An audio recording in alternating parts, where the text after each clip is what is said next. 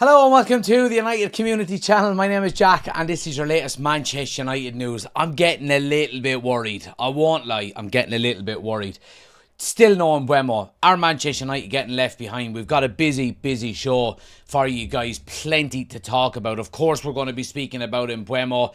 Still no movement on him. While other clubs continue to sign players left, right and centre, Manchester United are still working on what it seems like one deal at a time. So we're going to talk a little bit about that, guys. We're going to talk about Ekitike to Newcastle. Again, Manchester United striker options are diminishing as the days and weeks go on because we're focusing on this Mbuemo deal and this Mbuemo deal only. We're going to talk as well about options, guys. Vlahovic supposedly has been offered to Manchester United. We'll talk a little bit about that. We've been linked with a midfielder, Tolisso, out of France. We're going to talk a little bit about that as well. Is it worth our while really going for it? And then outgoings, guys. We've got to talk about Garnacho, some developments on him. We've got updates on a new goalkeeper now that Onana is injured. And we've also got updates as well on the I suppose the players that have been cast aside at training and what their schedule is like and how they're actually continuing to train at Manchester United. We heard reports that Garnacho was back training, but of course it is on his own. So we'll talk a little bit about that as well, guys. Smash a like on the video if you haven't done so already. It helps the channel out an awful lot. I do appreciate it. Hit that subscribe button as well. As you can see on the top left of the screen, we are on the road to 15,000 subscribers. Do help us out. Hit that subscribe button. But most importantly, guys, get your opinions into the live chat, or if you're watching back at a later date, let me know your thoughts in the comment section below. I want to know what you guys think. But we're going to jump straight into it. We've got a busy show tonight. I hope everybody is doing well. Who have we got in the chat? Chris is in. Good to see you. Aina is in there as well. Say hello in the chat, guys, as you're coming in, as you're entering. Say hello. Get your thoughts in, as always. Right. There's only one place to start, isn't there? As always, we're going to start with this guy. It is Mbuemo, Brian Mbuemo, to Manchester United. Are we any closer? Are we even going to sign him? Well, we don't know. And look, anyone who seen our debate last Thursday night on the live podcast episode, I spoke about. I was a little bit maybe defensive of Ineos and so on and so forth, but when you go through another weekend and you're into the start of a new week, I'm starting to get a little bit annoyed, to be quite honest with you. I really am. I'm starting to get worried more than anything else. We're playing our first pre-season game this Saturday. Now look, it's against Leeds. It's in, I think, is it Sweden it's in? And look, we spoke last Thursday, didn't we, that probably getting Mbuemo in, you know, as long as he's on the pre-season tour to America, you would say, all right, okay, fair enough. But it's just dragging on so long now. It's starting to annoy me. It really is. And the updates today, guys, a couple of updates have been coming in. First and foremost, Fabrizio has mentioned this as well, but this is coming from Sam from The Standard. He said, Brentford are weighing up a move for Omari Hutchinson as they look to replace Manchester United-bound Brian Mbuemo. United remain the front runners for his signature and are preparing a third bid. Mbuemo and Brentford have both grown frustrated by the slow progress of negotiation with United, but a deal which would be a club record for Brentford is still expected to be finalised. And look, that's nothing new. You know, we've been speaking about, you know, the deal actually happening regardless of how long it's taking, and it's just the length of time that's so frustrating. And Mbuemo has also showed up for training today. It was his first day back for Brentford as well. And look, he's going by his business professionally, you know, and when you are looking at a player like that coming into your club, you know, I suppose the most recent one maybe was Anthony, who kind of went on strike at Ajax to get the move to Manchester United. And look, Mbuemo could have probably done that and got a deal done quicker, and it probably would have worked in Manchester United's favour. But in fairness to him, he's been very respectful, and, you know, he hasn't handed in a transfer request. He hasn't, you know, thrown his ties out of pram in any way, shape or form. He said, look, I want to go to Manchester United. If not, I'm going to stay at Brentford. And that's fair enough. But you just wish we could get something done, you know, quicker, because it's just dragging on so long now. It really is. And look, it is positive to hear that Brentford are looking at potential replacements for him. And look, I mean, any decent team with, a brain in their head would be doing their I can never say due diligence mid-flow. Their due diligence correctly. And, they are looking at different players to come in, etc., etc. But, I mean, we're into the 6th week now. The 6th week since negotiations open with Brentford, and we're yet to put in a third bid. And it's concerning. It really, really is concerning, especially when we're talking about, pre-season is back a week now. Not everybody is back a week, and I don't think the full squad has returned yet, has it? I think there could be maybe 1 or 2 players that are still away.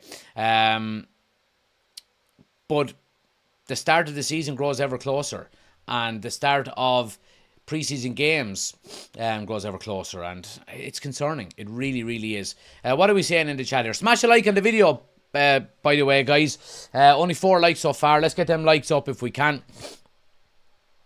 Chris is in. Let's see. He says Hugo was never an option at 80 million. I know he wasn't, Chris, but my point, and we'll get onto it in a minute, my point being is that strikers are going elsewhere, and we're stuck on one deal. Anna says, I think Brentford's interest in Hutchinson is a promising sign, but need that here we go. We do. We need the here we go. We need the here we go as quickly as possible. But not only do we need the here we go, sometimes you can get a here we go on. It can be 3, 4, 5, 6, 7 days before, the player is in and signs his contract. We need the here we go, and we need the player, getting his medical on the same day. And, we need him signing his contract that evening. And we need him, holding up the Manchester United shirt the next morning for a press release.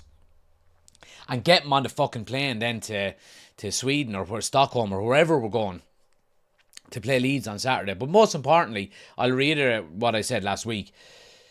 I do think that cutoff date is the tour to America. And we fly out. When do we fly out? Is it the 22nd? No? I think the 22nd maybe is I think it is the 22nd we fly out. So a week from tomorrow. That's got to be the cutoff. So we've got a week pretty much to get this Mbuemo deal done for him to be on that plane to America. And that's the cutoff date for me. But I'm getting worried and I'm getting concerned and I'm getting frustrated, lads. I'm getting frustrated more than anything else. I agreed with an awful lot of what the lad said on Thursday night. That it is dragging on and it is slow. And I do stick to what I said in relation to, United may be holding their ground a little bit more in the transfer window, so they don't get taken advantage of and trying to change their image. I do stand by that. And I do think that United should be doing that. And we should be trying to change their image. And it is a new regime behind the scenes. And, this day last year, we got our first signing of the window. And that was Joshua Zirkzee. So we've got 2 players in this summer, 1 player in by this time last year.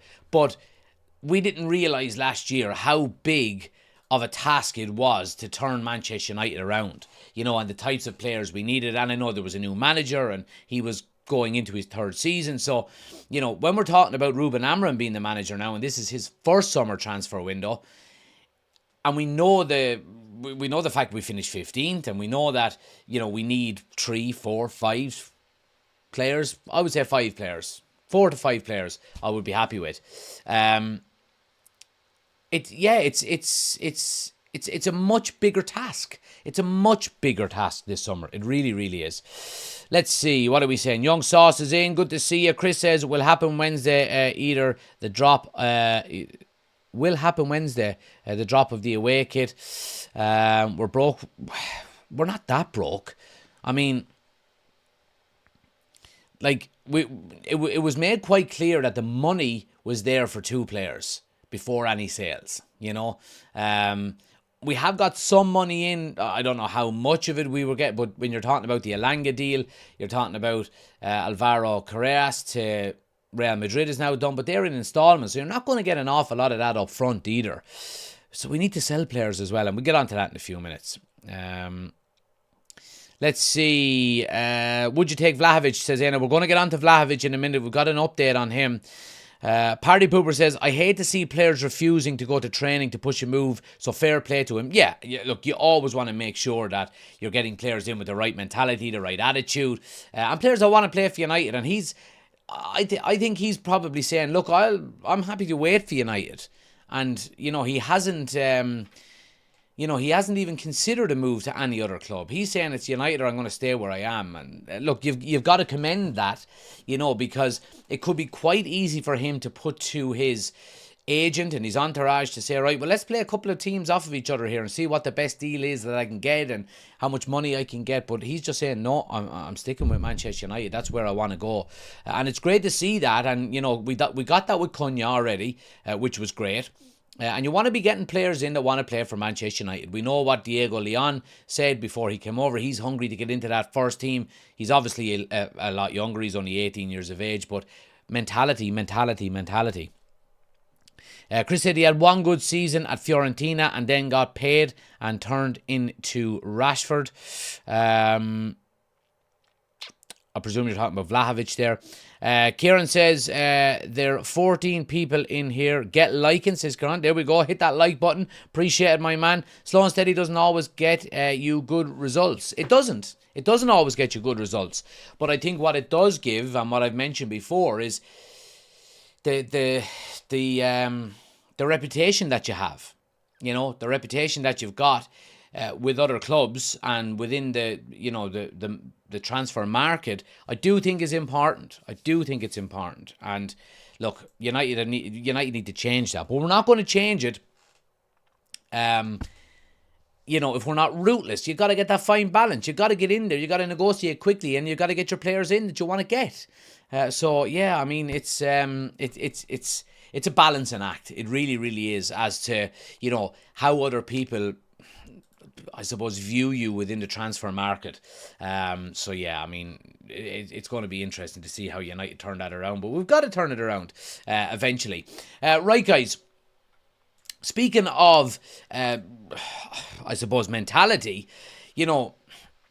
it's so disappointing. And I know it's nothing got to do with us, really, because we were never really going to be in for this player because he was too expensive. But when you see teams going out and getting players, Arsenal have got Gyökeres, Liverpool are doing really good business, Chelsea are doing good business, they're getting players in as quick as they can, Man City have got an awful lot of their business done, and now Newcastle, lads, working on a deal to sign Hugo Ekitike from Eintracht. Not yet agreed or close to being done, but talks continue over a potential deal, 75 million euro. And this is why we said early on when United were getting linked with him that we're not going to move for him. I was adamant that we were not going to go anywhere near him. Now, we did check in on him. We did ask, what a potential fee would be for him. And when we were told the asking price, look, we quite quickly moved on, and that's understandable because United don't have 75 million euro to spend on one player, and that's quite. But it just lends to the argument, or just to the worry that we're getting left behind. I mean, we finished 15th last year, and I know there are. I mean, we don't have European football next year, so we don't need as big of a squad, and that's understandable. But is the squad we've got good enough with just an Mbuemo and a Cunha added to it? I don't think it is. I genuinely don't think it is. I think the striker, we mentioned so often that the striker was so important for us, and it seems like we're nowhere near trying to sign one. We've had links with a number of different players, and that's all they've really been. They've been links. They've been speaking to representatives of certain players to understand what a potential price would be for them. And that's nothing. That's the first step. There's been no contact with clubs regarding a potential move for them. It's a concern. It really, really is a concern. And that leads us directly into this guy, which is Vlahovic. And we've got more updates on him today, that he has potentially been offered to Manchester United. Fabrizio Romano has said Dusan Vlahovic has been offered to Manchester United as a potential option. United are focused on Bryan Mbuemo and are not advancing on this deal for Vlahovic. So this one is a major concern for me, and not because we're not going to get Vlahovic, because I don't really want him, to be quite honest. Would he be an upgrade on Rasmus Højlund? Absolutely, he would be, but that doesn't mean I want him. He's on huge money at Juventus, and one good season really, and I do still think he would be better than Rasmus Højlund, but I don't think he's good enough to, propel us to maybe challenge for any of them European spots. The big concern here is this one, is that United are focused on Bryan Mbuemo. So, are we saying here that Manchester United are doing what they've done under previous owners and under the previous regime, and Frankie de Jong springs to mind, where we're putting all our eggs in one basket, and we get this deal done, we'll go on to the next deal. We get that deal done, we'll go on to that deal. You can't work like that. You really, really can't. You've got to be able to do multiple deals at a time. And we know the importance of getting a striker in this summer. And we seem no closer to having a new striker in now than we did at the start of June. And what are we now? 6 weeks ago. It's really, really, really concerning. And when you're seeing, Vlahovic being offered to United, and United slap it away and say, no, we're focusing on the Mbuemo deal, it's really, really concerning. We've got to be able to work on multiple deals at the same time, especially when we need such a big overhaul of this squad. It's really concerning. It really, really is. But yeah, I just wanted to bring that to your attention. I mean, when you need a striker in the door and you can't, can we not be like, the Wolf of Wall Street springs to mind. You've got one phone here, you've got the other phone. Yeah, Jimmy, hold on there. Yeah, one sec. Yeah. How much? Fuck off. Yeah, right. We'll take him. Okay. Right. We'll give you for him. And right. Okay. Yeah. What? No, you may come down. You've got to be able to. You've got to be able to work multiple deals. You really, really do. And if United don't learn how to do that quite quickly, then it's going to be a major concern, and it's going to be a major hindrance. It really, really is. Now, look, I don't know. Manchester United might announce 3 here we goes in the next week, and that opinion is completely irrelevant. But as it stands, it looks like we're just going in for Mbuemo, and there's been no negotiations for outgoings, let alone incomings, and it's a major concern. It really, really is a major concern. But yeah, I mean, what can you do? What can you do? What are we saying in the chat? Smash a like in the video, guys, if you haven't done so already. Do hit that subscribe button. Great to see that number rising in the top left of the screen up here. 6 new subscribers tonight already. So if you haven't already done so, do hit that subscribe button. Get involved in the chat. Say hello. Let me know your thoughts. David says, look at Arsenal right now. Deep into business for Gyökeres and still getting other business done. Now you do have, and I agree with you, David, you're spot on. But you do also have to take into consideration the situation Manchester United are in. We finished bloody 15th last year, lads. And we've got no European football next year.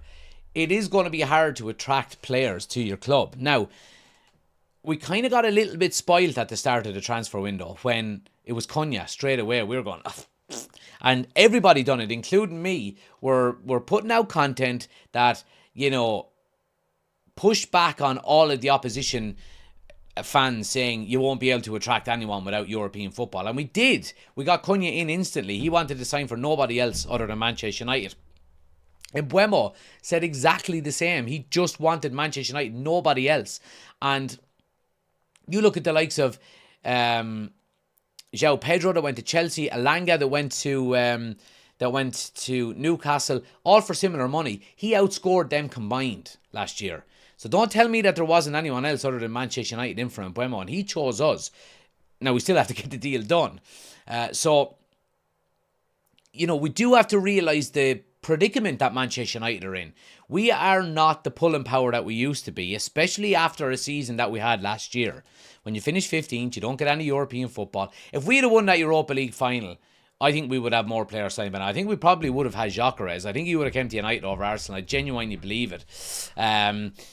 You would have had more money to spend. You would have probably been able to gone out and just gone, There you go. A little bit more. Not, be, completely incompetent with the money that you're spending, but be able to just put it on a plate a little bit more. It's a concern. It's a concern. It really, really is. What are we saying in the chat here? End of Madness says we got the wrong Glazers doing the windows. Well, look, I mean, I had a chat we were kind of debating this with a couple of boys in the group chat there earlier on, and outside of Ineos not working on multiple deals, the criticism from me is, obviously, look, the Mbuemo thing has been dragging on, and I want us to get him done as quick as possible, and it is starting to annoy me a little bit. But it's been made quite clear from a very early stage that Manchester United don't have a war chest to go out and splash the cash. We just don't. And going into this transfer window and months before it, there was an awful lot of call for patience. Now, you can't call for patience if and United fans were calling for patience. We were saying, look, we're going to have to be patient here. It's going to take a long time to turn this ship around. You can't call for patience and then throw your ties out of pram on the 14th of July when players are not in time. You know what I mean? You just can't. Now, I think an awful lot of what's slowing it down is the outgoings. I genuinely believe that. And maybe that's the reason why United are focusing on Mbuemo, because we need to generate money from sales before we can go for anybody else after Mbuemo. Are United saying, look, we could have pulled the trigger on Mbuemo 3 weeks ago, 4 weeks ago. Now, this is completely hypothetical. Let's say the board meetings are going on and United are going, right, well, let's pull the trigger. This is 3 weeks ago. Let's pull the trigger on Mbuemo. No, don't. Because we need to sell players before we can buy anybody else. And we don't want to go 6 weeks without being able to buy a player because we can't move guys on. Again, completely hypothetical. I don't know. But what is clear is that United need to sell to buy after Mbuemo. They need to sell to buy. We can buy Mbuemo on what we've got. I think there was 70 million roughly to spend. And then I think there's another 120 or so on the credit card, which they don't want to touch. So, yeah, I mean, it's... I don't know. It's just... It's so annoying when you see other teams getting business done. Spurs are making signings, although it's something's a bit dodgy with that. The Morgan Gibbs-White thing. Newcastle are making signings. City, Liverpool, Arsenal, Chelsea. They're all making signings. And here we are, with our fucking hand on our knob again. And it's only Cunha in the door. It's frustrating. It really, really is frustrating. Thomas says, is it possible with Mbuemo and Matthias Hyland could be a creator? I'm not 100% sure. Maybe retype that in. I'm not 100% sure what you're saying there, Thomas. I want to move it on a little bit, guys, and talk about a midfielder that we've been linked with today. Doesn't blow me away, to be quite honest with you. But it's been reported from L'Equipe that Manchester United have inquired about Corentin Toliso's entourage to study the feasibility of a transfer.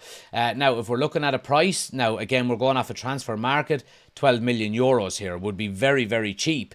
But 30 years of age. The report says that Manchester United have contacted the entourage of Lyon midfielder Toliso to explore the feasibility of a transfer. The 30-year-old is interested in the project, but will not force his departure while...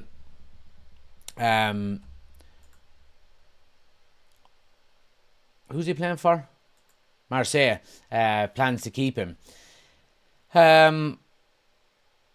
They have just had a very intense week between the resumption of training on Monday and the club's rescue on Wednesday by the FFP Appeals Committee. And Toliso has experienced this condensed series of emotions like the other players. Typical French writing, isn't it? All about emotions. Coming off of one of the best seasons of his career, the 30-year-old midfielder doesn't necessarily have plans to leave Lyon, where he still has 2 years left on his contract. But his return to great form, combined with Lyon's deteriorating economic situation, is attracting interest. let's look at him. Let's look at his stats. That's his overall balance. If we look at last year and see what used to play for Bayern Munich as well. He would be a number 6/number 8. And United are probably in the market for that. I mean, he had 10 goals and 9 assists last year out of 46 games. It's not terrible stats, in fairness. You do have to take into consideration it is the French league as well. But looking at his percent, sorry I can't zoom in on this, because if I do, it goes out of... Oh, maybe it comes back in, does it? No, it goes out of the screen too much. So we'll do that. I'll talk you through it. Non-penalty goals versus other midfielders. He's in the 96th percentile. His stats are quite good, in fairness. 96th percentile, 95 percentile. Total shots, 97. Assists, 84 percentile. Passes attempted, 85. Touches in the attack and penalty, 95 for progressive passes received, and then his defensive duels are good as well, 97 percentile for blocks, aerials 193. He's 30 years of age though, lads. He's 30 years of age. Now I know we're talking about, looking to potentially get some depth into the squad, okay? And I understand that. I absolutely understand. You're trying to get some depth into the squad. Understandable. But, I mean, what type of depth are you looking at? Are you gonna bring this guy in and move on Casemiro? Again, we're talking about what we did previously. Is it feasible for United to go out and get somebody like him without moving Casemiro on? I don't think it is. You've got to be able to balance the books a little bit here. Now, I'm not talking about specifically here with a transfer fee, because if you're talking, 12 million according to transfer market probably means about 20 million euros. So you're talking maybe 15 million pounds, which isn't an awful lot for, a player maybe with his stats. But Manchester United can't go out and get this guy without moving somebody on. And the person to move on, in my opinion, even though I like him, is Casemiro. It's got to be Casemiro, because he's on so much money. Salary-wise, are you going to bring another guy in who's 30 years of age and keep another guy who's 33? Is he 34, Casemiro? It just wouldn't make any sense to me. It really, really wouldn't. The finances for this guy would work, in my opinion. I just don't see why you would go for another 30-year-old when we've done something similar with Casemiro, even though you wouldn't be giving this guy anywhere near as much money as Casemiro. This stinks to me of a financial balancing act where you can move on a player like Casemiro, if you could possibly do so, and bring in somebody of a similar age profile. Obviously, he's younger, in the same position, and save on salary and maybe make a few bob on a transfer fee if you sold him to Saudi, for example. I don't know. It doesn't blow me away. It really, really doesn't. A signing like this really, really doesn't get the juices flowing. But it does bolster the argument that we've been talking about. We've been talking about where United can dine now. We ain't dining at the top table. So we're not. We are not dining at the top table. We're the guys that guard the front gate at Game of Thrones when, the Red Wedding is going on and everybody is eating, and the boys are outside, eating bread and water. That's where United are at the moment. We can't, not that for every transfer deal we couldn't, but we can't challenge with a Liverpool, an Arsenal, a Man City who are challenging for Premier League titles, who are challenging for Champions Leagues some seasons. We can't do that. We can't even offer European football, let alone a title challenge. We're offering European football and not European football. We're offering European football challenging. I don't even know how to articulate that. Challenging for European football is what we're offering, with maybe a cup, a run in a cup, and maybe winning a cup. That's what we can offer at the moment. So I think that's why we're seeing links with 30-year-olds from Lyon, instead of fucking João Neves from PSG. You know what I mean? That's where we're dining at the moment. It's unfortunate to say, but it's the stark reality of where Manchester United are at the moment. We need to be quite clever, and that's why I think getting Cunha and getting Mbuemo in would be such a great double signing for United, because look at the other players that we're being linked with. We're being linked with either really young players who are unproven, older players who are going to get maybe a bump in salary coming to us, who you might get a season or two out of. You're talking about Tolisso here.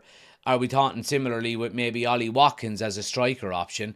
That's what we're looking at now. So to get an Mbuemo and a Cunha in their prime, when we can't offer European football, we can't offer a title challenge, and we can at best offer them maybe winning a cup,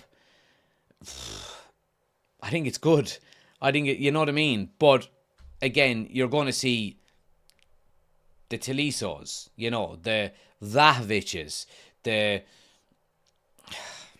I don't even want to mention any more names because it's just put me in a bad humour. Let's see what you're saying here anyway in the chat. Get the comments in, guys. Smash a like on the video. Likes are starting to creep up there. Let's see can we get to 40 likes before the end of the live, if we can. If you haven't done so, if you're watching on your phone, X off the live chat for a second, hit that thumbs up button, and then jump straight back in. And consider becoming a member as well, guys, for some extra content. Link is in the description as well. I have recorded the first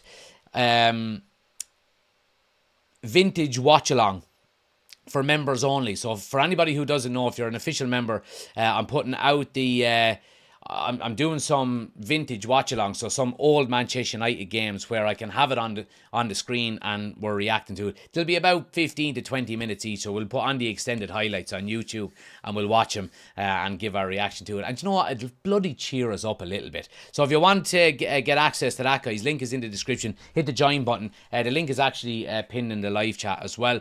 I'll be putting the first one of them out before the end of the week. So yeah, and I'm going to try and get one out every week before then. Right, let's move it on. What are we talking about next here? We're going to talk about, will we talk about incomings first before we go to outgoings? I think, yes, we will. Right, goalkeeper is next on the list. And obviously, really, really disappointing. Well, I'm not going to say disappointing news, but potentially disappointing news where Manchester United found out, when was it? Was it Saturday? That Andre Onana had been injured. He's going to be out for about 4 to 6 weeks. Now, is this going to trigger Manchester United to move into the transfer market for a goalkeeper? I think it has to, lads. I absolutely think we've got to 100% move for a goalkeeper now. We really, really do. Andre Onana is going to be out for 6 weeks. Altay Binder is not good enough. Sorry if that picture is absolutely garbage as well, by the way. I had to zoom in an awful lot on it. I'll try to get a better one. There we go. Much better. Altay Binder is not good enough, and there's been calls for there's been rumours that Altay Binder is leaving. Where's the fucking links for him as well, by the way? And we'll get on to outgoings in a minute, but how in the name of God have we not moved Altay Binder on yet? It boggles the mind. It really, really does. But anyway, Andre Onana out for 4 to 6 weeks, guys. And only today, there's been some more reports about United being linked with this guy, John Victor. Obviously has a potential replacement not replacement, but somebody to come in and challenge Andre Onana. He's appreciated internally, highly rated by scouts. This is coming from Fabrizio Romano through Gimme Sports. Let's see if club-to-club contact will follow. At the moment, not yet. Again, Manchester United haven't made a move. Why? Why not? Get him in. Get him training. By all accounts, he's not going to cost a hell of a lot. And if we look at his price tag first, again, around €8 million is what is what transfer market are saying. So any player probably between 10 and 15 million you can get him in for. If we look at his stats for last season, 30 games played, he had 11 clean sheets. 28 goals conceded as well. So, I mean, they don't blow you away. If we look at FB ref and his stats here, goals against, he's in the 95 percentile. Save percentages, let me just see, because goals against, so being in the 95 percentile for goals against, I presume that's bad, or is that good? Maybe it's good. I presume it's good if United are looking at him. Save percentages, he's in the 94 percentile, which is good. And clean sheets, he's in the 93rd percentile, which is good as well. Now, look, I mean, it's got to be taken into consideration here. You know, he's playing for Botafogo in Brazil. So, I can't say I've ever heard of them before. And he's 29 years of age as well. Let's see, where has he played previously? He's played for Real Valladolid. Any more details here?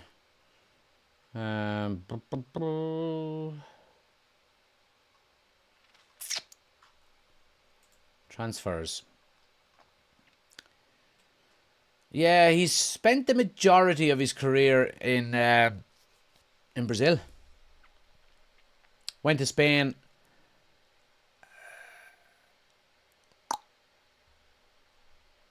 Yeah, he was on loan. Yeah, it's an interesting one. I don't know an awful lot about him. I can't lie. But I think it kind of lends to the argument that Manchester United need a goalkeeper. We need a goalkeeper because this guy is out. And now look, there is an awful lot of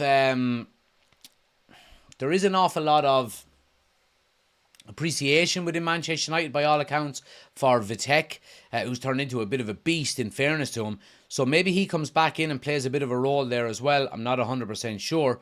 But nonetheless, guys, we need a goalkeeper and we need one as soon as possible. We're talking about 6 weeks' time. You know, in 6 weeks' time, 1, 2, 3, 4, 5, 6. We're talking about, you know, maybe the third game, maybe going into the third game of the season. You know, we've got to sign a goalkeeper. What are you saying in the chat here? Let's see.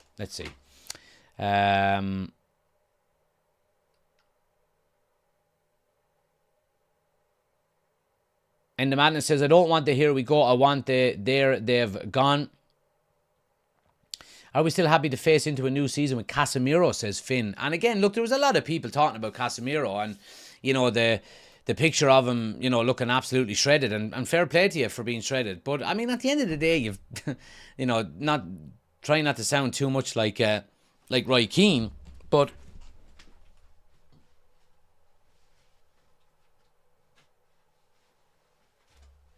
being shredded,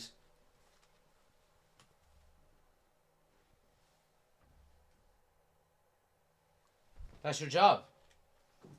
You know what I mean? You're supposed to be in shape when you're playing football. So, I love Casemiro. I really do. But do I think he should be... do I think we should be over-reliant on him this season? Absolutely not. Do I want to see him maybe move on? Yeah. Because, one, you're getting his wages off the books. And two, you could probably get a decent enough transfer fee for him, especially if he goes to Saudi Arabia. You know what I mean? Now I'm talking, you know, would you get 20 million for him? 20, 30 million? I don't know. Let me know in the chat. I certainly think we should be looking to move these types of players on. Let's see. I'm ready for a positive podcast. Let's go, says Chris. John Victor, yeah, there we go. Let's see. What else have we got? 5.7 million euro release clause, says Chris. There we go.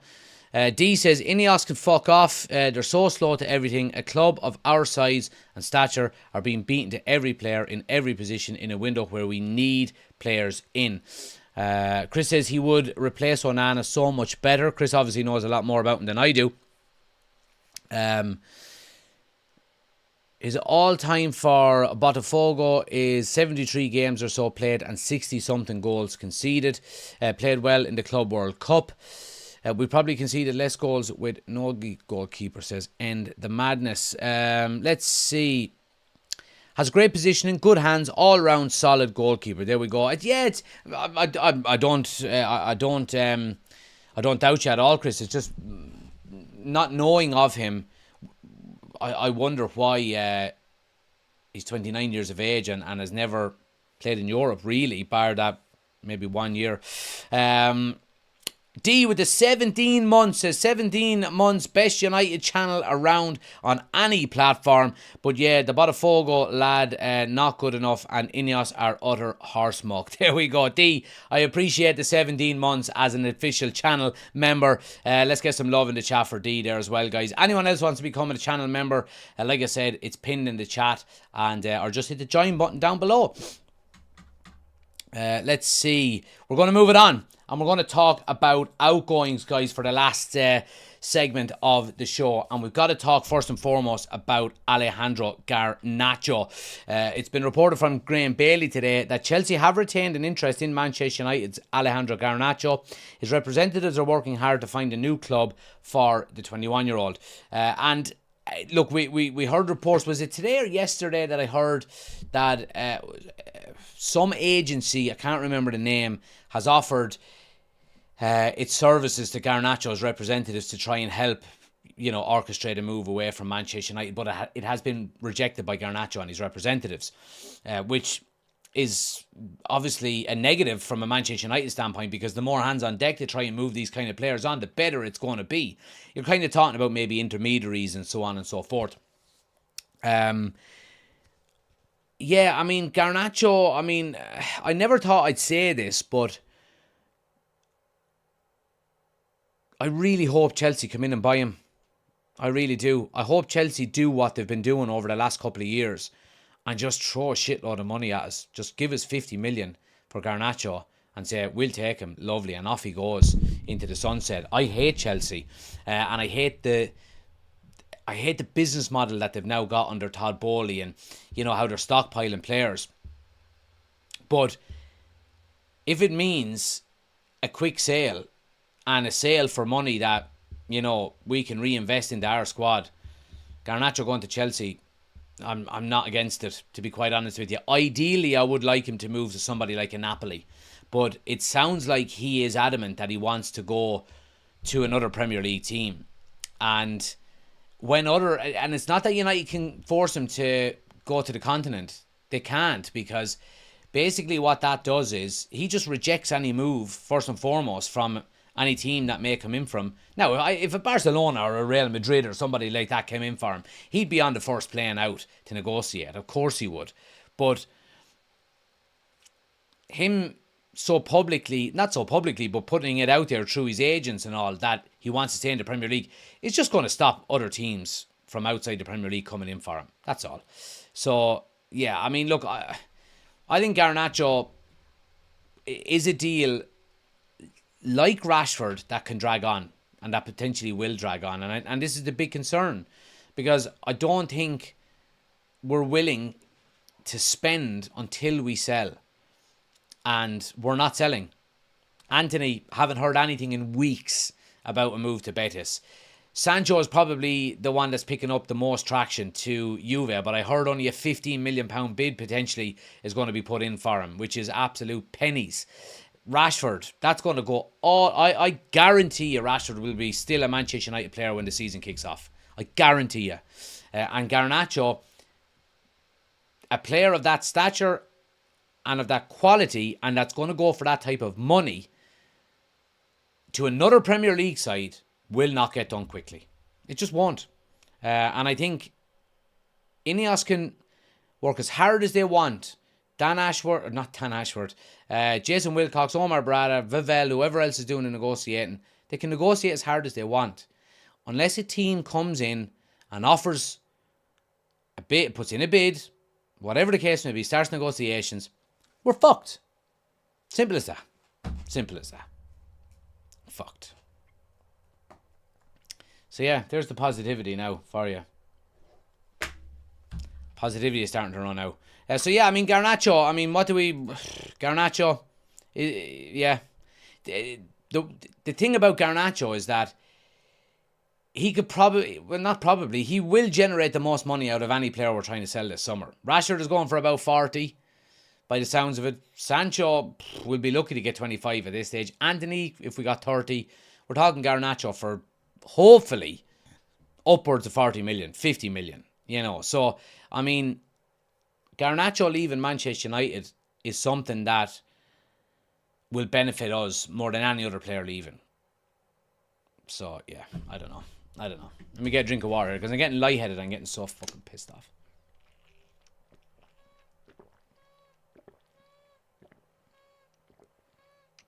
And I have a fucking dud water bottle as well. Anyway, what are we saying? So Garnacho for Osimhen. Nope. Osimhen wants too much money. Great minds think alike, says Finn. Or you're talking amongst yourselves there. Yeah, so look, I mean, leading on from Garnacho there, and obviously we mentioned Rashford as well. We know they're back training, and they are back in Manchester. Critchley, what's his first name? Is it Mark?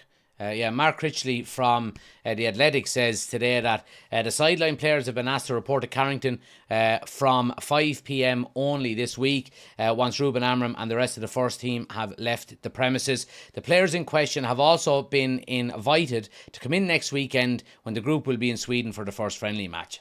I love all of this. I have to say, I love all of this. Standards need to improve. And Ruben Amorim is trying his damnedest to improve the standards within Manchester United. Now, the only way you're going to fully improve standards at Manchester United is if you eventually get rid of these players. Because if these players are still here once the transfer window has closed, you inevitably have to reintegrate them into the squad. But until then, Ruben Amorim is saying, I am not dealing with any of ye. Ye do what you want. Ye are not involved in my future plans. It's time for ye to find yourselves a club. Get out. And it's what needs to be done. Now, Ruben Amorim has done everything he can here now, and I feel sorry for him. After Ruben Amorim, it's up to the board and it's up to Manchester United to move these players on. And if you do not move these players on, you are just hindering the manager's responsibilities, and you're creating distractions within the first team, and it's just not good for team morale, and we're stuck with him for another year, and we're losing more money on him, and we're paying him more wages, and they've got a year less on their contract when we can move him on next year. None of it is beneficial to Manchester United. Ruben Amorim has made his point clear. You're not in my plans. Go and train on your own. Now it's up to Manchester United to move him on, and if they don't, it's not backing the manager properly. You know, we can talk about sales, we can talk about incomings all we want, and if they don't get incomings, then that's United not backing Amorim. Just as much with sales. If you do not get sales out the door, it's just as detrimental to Ruben Amorim as it is not getting signings in. And it's a concern. It really, really is. Really, really is. Let's see. So Garnacho goes, Watkins comes in, basically. Well, I would be delighted with that, to be honest with you, Ben. I would like to get Watkins. And look, I mean, when we talk about Gyökeres being gone, I heard today that Benjamin Sesko has been offered to Liverpool. Ekitike has been heavily linked with Newcastle. Who's left? It's Ollie Watkins. And the worrying thing about it now is the more strikers that move, the less opportunity there is for us to get a striker at all. Because what team is going to sell a striker when the majority of the ones that were available at the start of the window are already gone to new clubs? I don't know, lads. I don't know. It's worrying. It really, really is worrying. I have to say. I'm starting to get worried. Jackson is available. Jackson, I'm managing the B team for my local club, and I wouldn't fucking sign him. And we wear blue as well. You know? Jesus, Arsenal for life. You are really getting desperate with that name. Arsenal for life. Women's UEFA Women's Champions League winners 2025. Wow. You'll never sing that. What?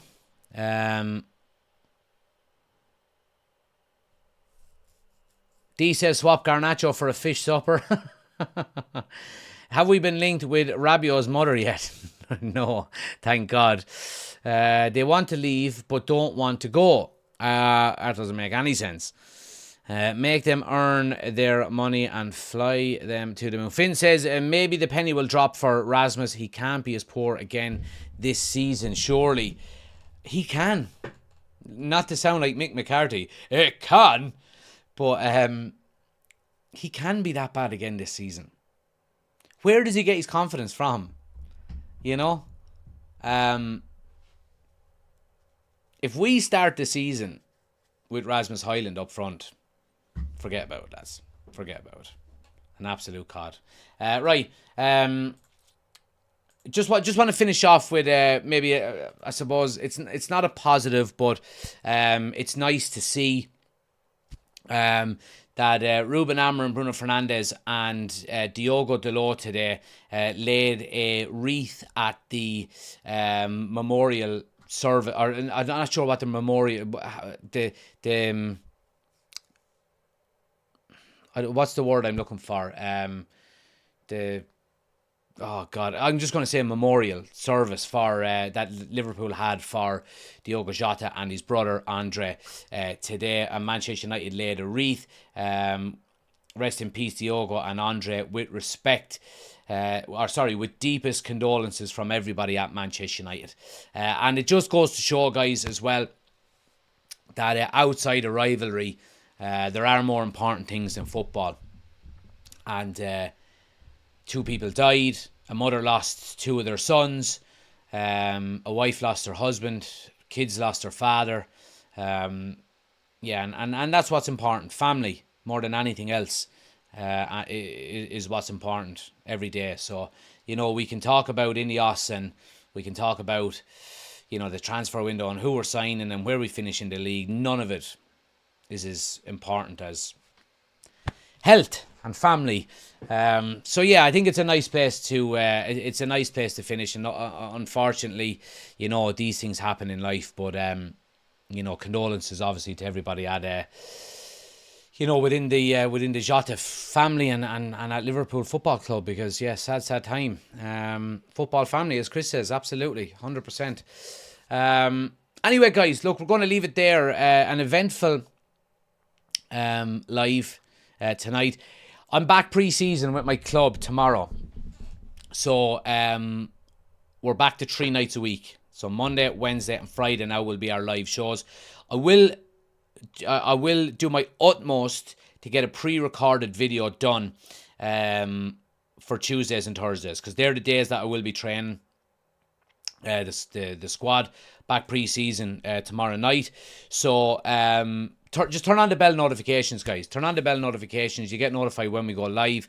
I done a kind, not a deep dive, but I done a video on the young signing Emsden James last week, and got a good response from it.